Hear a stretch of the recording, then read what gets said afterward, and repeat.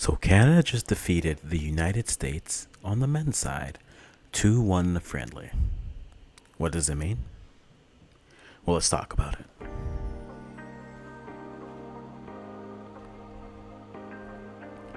Hey guys, welcome back to the Africans. We do primarily Canadian African content. Don't worry, the African content is coming. Make sure you leave us a like, comment, subscribe, let us know what you feel. Because we have an interesting conversation, which I might either add water to or just pour some more oil and just let it burn. Guys, make sure you do all that. So today, Canada beat the United States 2-1 in a friendly versus them. Goal scorers were Jacob Schaffelberg and Jonathan David for Canada and Luca De La Torre for the United States. What does this all mean? What does this mean is basically our match reaction series. So if you hear me asking that question, it's a match reaction and more of a little bit of a short breakdown from my perspective. I think let's start off with the basics. I think you look at the game and as it played, there are two clear things we could say. First being, Canada was ready to go, and they looked ready to operate from the kickoff. The US looked lethargic, looked disinterested. To them, it felt like a friendly. To Canada, it meant something. Now, that being said, the US did not have a full roster, meaning they had injuries. As to Canada sent a few players home just due to injuries. But let's go through the lineups that we had and we'll kind of talk about the game and kind of what we noticed, what we saw there. So starting 11 for Canada, we had Maxime Crépeau in goal.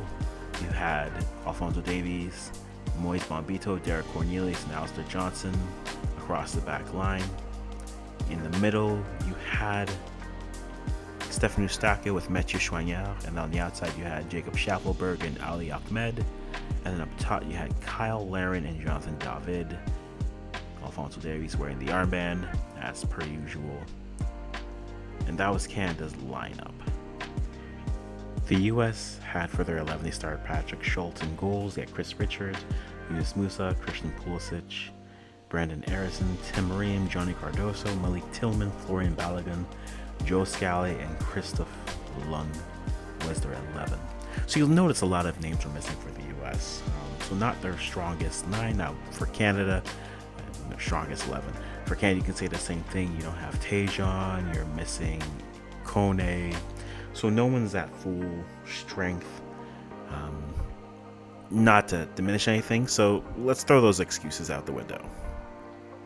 Before I even get to Canada, because I want to talk about them. America, y'all good? Like, we thought Greg was the problem, but maybe it's not just Greg.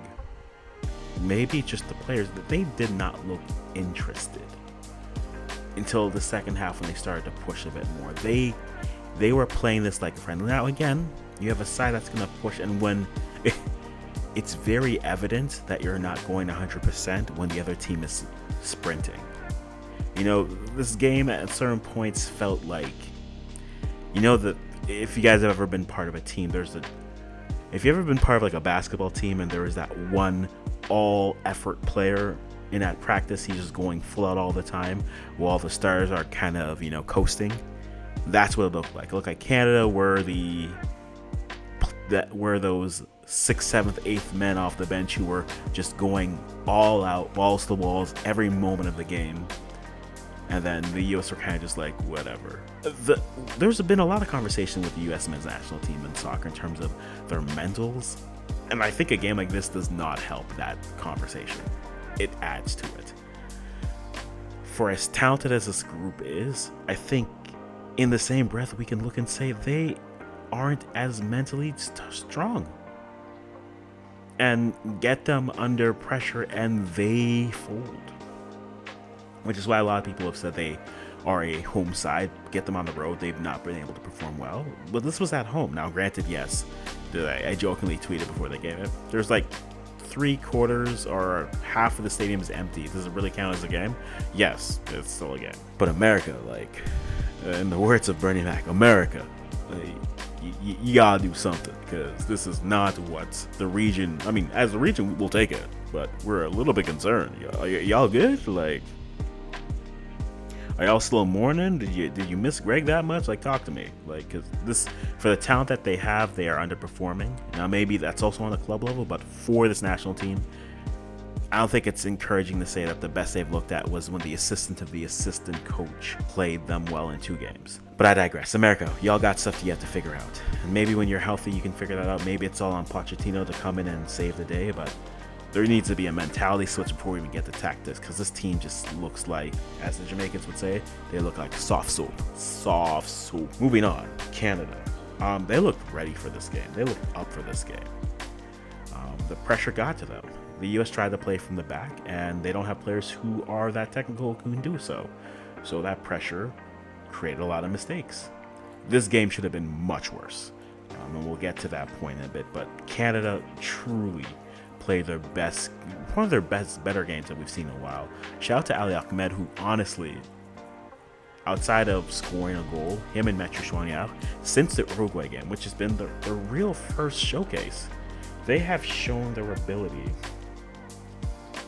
to be able to perform at this level, which makes you think, okay, why weren't they given an opportunity before? Ahmed was playing in that Larea role basically at the last Gold Cup, and Choignard wasn't even really brought in. It does speak a little bit to, different regime evaluating players in different aspects. So I had questions in terms of like, okay, this has been here the whole time. Why is this? Why hasn't this been brought in? But I think those 2 players played well. You're seeing Moise Bombito continue to develop as a center back. He just needs to be able to read the game a little bit better, but he has the physical skills to be able to nullify. He's another Alphonso Davies, effectively, who has the pace and can nullify any type of counter action that's happening. Davies was a quiet, solid game. I think he's a player who, in his role, is sitting, and I think the more opportunities and the more he plays in the system, the more he'll start to push up. But he was just solid in his role. Jonathan David, active, pressing, love what we saw from him. We got to see Eustáquio get to push up a little bit higher on the pitch, which was great. Cool. Third point, we haven't really been numbering guys, so let's kind of just flow with this. What is Canada going to do with their 9s? Kyle Larin looked better. He looked active in this part of this game. When it comes to passing, he looked better, but his finishing, you can tell he's a 9 that doesn't have confidence. Now, right now, it looks like Jesse Marsch wants to stick to this 4-2-2-2 or this 4-4-2.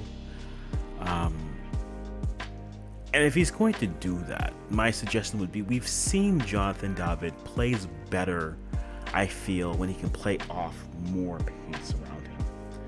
And not to say that Kyle Larin isn't pacey, but of the 9s that we have available, and this is where I thought like maybe Afrifa could have come in and played as a roaming 9, but I think the player who I think should get a look here is Jason Russell-Rowe.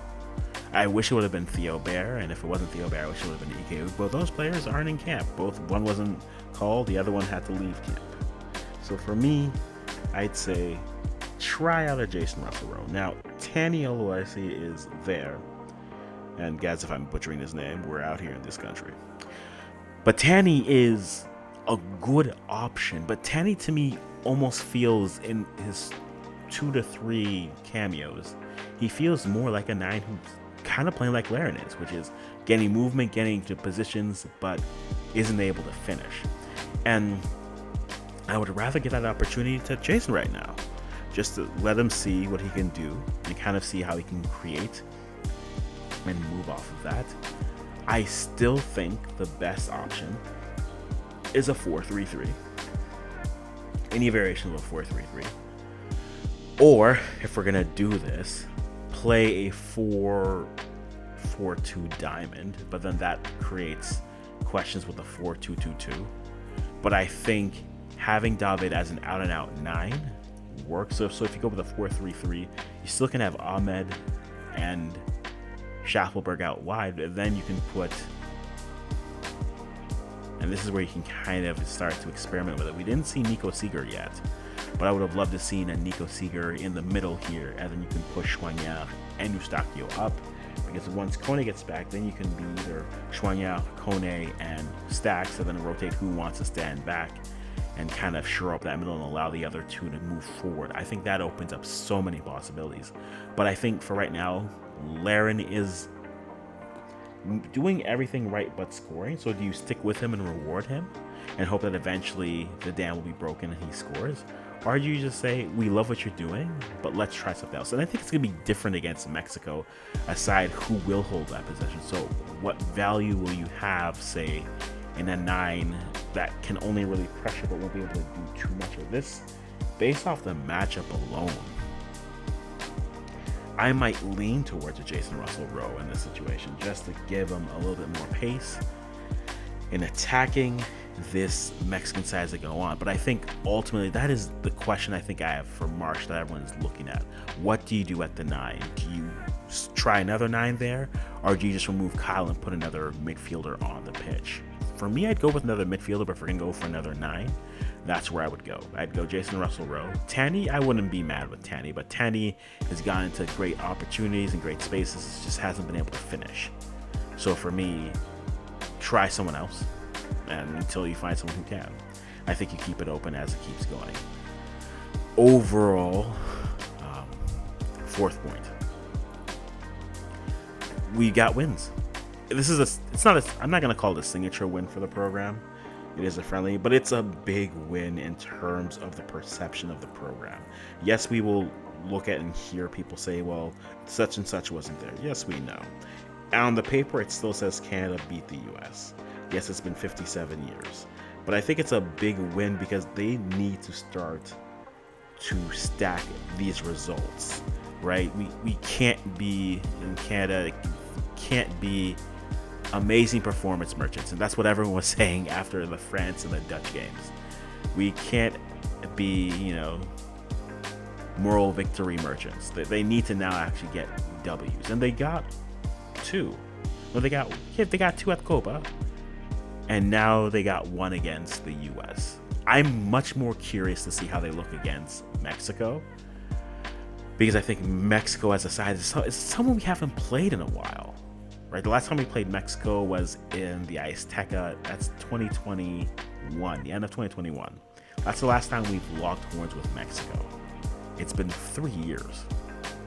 Now, their program is different, so is Canada's. And I think this is a better test, because I think in different ways, in the same way that I think in CONCACAF, the US builds themselves to beat Mexico,